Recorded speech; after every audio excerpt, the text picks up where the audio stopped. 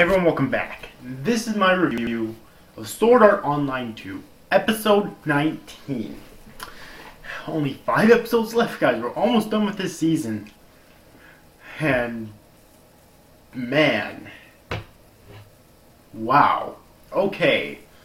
Now, unlike most people, I guess I should prefix this review by saying this. Unlike most people, I am an Asuna fan. I have been since the first season. Granted, I'm kind of disappointed with how she was handled in the second half of the first season, but I really loved her character in the first half of the first season at least. Okay, I did. And we did have, from what I recall, we did have like subtle hints that there might be more to her character than meets the eye, but they never really went anywhere with them. Okay, well, now... You know, except for that, obviously, in the second half, they had that one forced marriage thing that her parents was trying to push onto her. Okay, that's really the only part I can remember, though, which is still something. Okay. Well, in this episode, part of the episode is in ALO, and part of the episode is in the real world with Asuna. And her mother is trying to get her to marry this other trying to force her to marry this other guy. Now, I'm not sure if I've said this in my videos before, but I'm going to say this right now. I don't know how Japan works, okay? I really don't. I don't know if parents can actually force their children to marry people in Japan. I know over here, obviously, they can't. Like, this is the US. You can't do that over here. But I can't vouch for any other countries, Japan included, okay? But if they can, then it's like, holy shit. And Asuna's kind of stuck in the middle of that right now because apparently, according to her bitch of a mother, her father never was the guy who picked the other guy is the one who picked the other guy in Season 1, and he'd never been too good with choosing people, so this new guy her mother chose. And from the brief flashbacks we've gotten of him so far, the way he was talking to Asuna and he seems like an alright enough guy. At least better than the other douchebag in Season fucking 1. Okay. But still, I mean, she obviously doesn't want to marry him. And do you want to know how much of a bitch that Asuna's mother is? She actually did research on Kirito. Okay. And disapproved him. Yeah. Give me a fucking break. Oh my god. And so she's trying to make Asuna transfer schools because apparently these schools are garbage, apparently, according to her. And again, just according to her. Okay. And enter a college and marry this guy who we know literally nothing about. So I can't say whether he's good or bad or not because we know literally nothing about him, okay? And it's just garbage, really. It really is. And my favorite part about the episode, most people would say it's the fight scene. Not me. My favorite part about the episode is right at when Asuna's about to leave the room. She looks at her mother, and she tells her mother. I don't remember her exact words, but she says something along the lines of, oh god, what does she say? It's like, you must really hate Grandma and Grandpa, referring to her mother's parents, because you were born into a poor family. And that line right, or it was something along those lines. That line right there was just so fucking epic, so fucking amazing, so fucking awesome.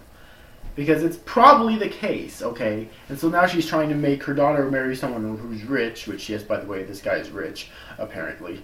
So she doesn't have to live through that, and, you know, she doesn't understand that not everyone wants to marry someone who's rich. God,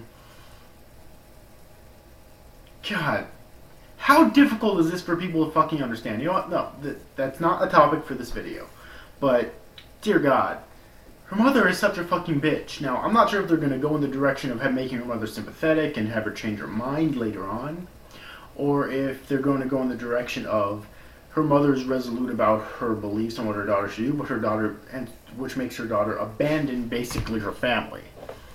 Anyone who by that I mean anyone who agrees with their mother that's in the family, basically.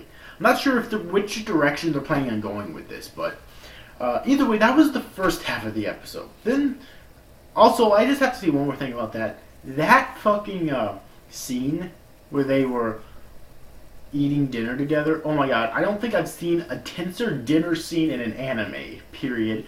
I never thought there would be such thing as a tense dinner scene in an anime. I think I just created something right there.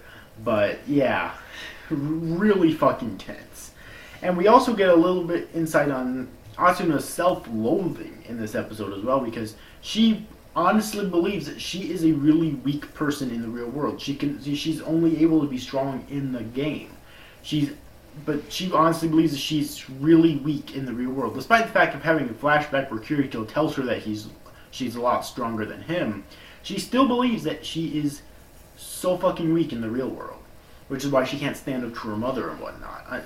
Again, until that one brief scene I mentioned before, and as epic as that was, it was still kind of, like meh in terms of the effect that it had. I'm pretty sure.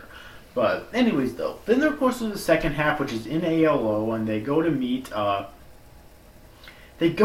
This Azo. I forget what they called him before, but he's a she, by the way, not a trap. Basically, inside the armor, they always thought that he was a he, but instead, once he steps out of the armor, he turns out to be a she.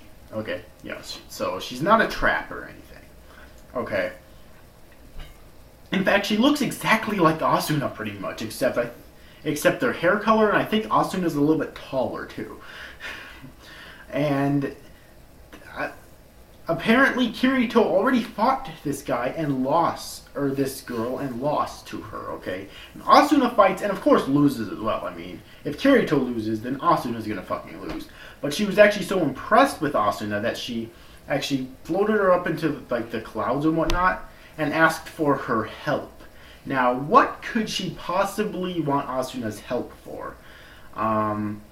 It's kind of interesting, okay?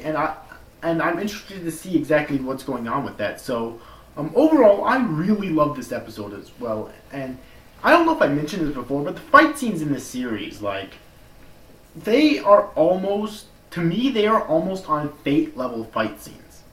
I'm not kidding. They really are. They almost get me as hyped up as Fate fight scenes do. Okay, which that's saying a lot. Okay. Not quite. Fate fight scenes still get me hyped up way more, but in terms of these fight scenes, they're really fucking close. And granted, there was just one fight in this episode, but that one fight was so fucking amazing. It really was. So fucking epic and intense.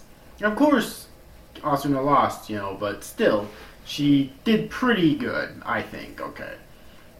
And apparently Yuki which is what her name is, Yuki. Apparently, isn't Asuna's last name Yuki as well? Anyways, though, apparently Yuki wasn't even going all out, and she used her 11-hit combo, too. So, yeah, if you've yet to see this week's episode of Sword Art Online 2, then I definitely recommend that you do. I cannot wait for next week's episode. This episode was just so fucking good. In terms of the drama, the action, and the comedy, okay? So anyways, overall, hope you enjoyed this review, guys. See you after, guys. Thank you for watching. Bye-bye.